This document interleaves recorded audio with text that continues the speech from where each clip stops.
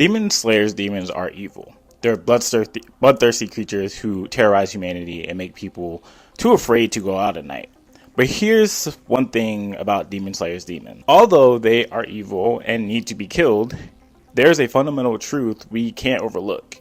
And if we do, we'll miss the deeper issue of what's really going on in the series. Before the humans who turn into demons right before they die, right as a demon slayer is slicing off their head, and the show does an amazing job of flashing back to their past. We get to see what led them down the path that ultimately brought them under Muzan's control.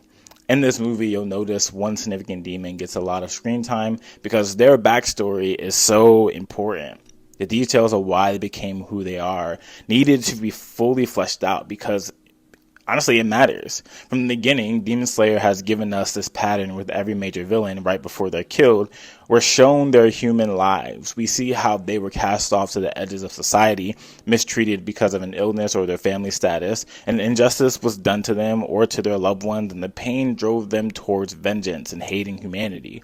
For them, the only escape was to accept Muzan's false promises of power and salvation.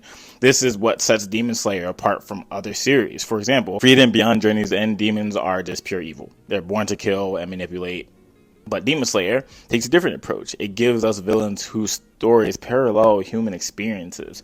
People who take dark paths because of the suffering and brokenness they endure around them.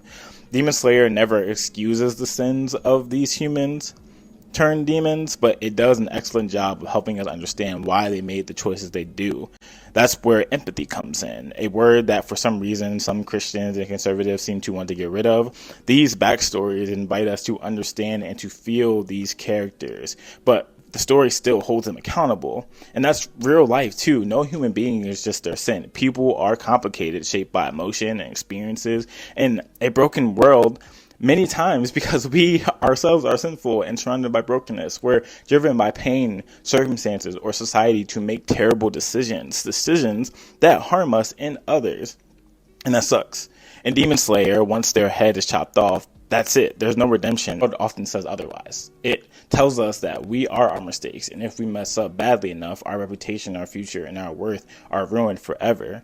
Jesus tells a different story. Thinking about the moment in the Bible when religious leaders dragged a woman caught in adultery before him, ready to stone her. By their law, she deserved death. And yet, Jesus, who had every right to judge her and chose mercy instead. That's the heart of the gospel. Every one of us has made wrong choices. Some of us have gone down darker paths than others, but we're not left in our brokenness. He sympathizes with our weaknesses. He knows the situations we've been through, and instead of delivering judgment on us, Jesus took judgment on himself.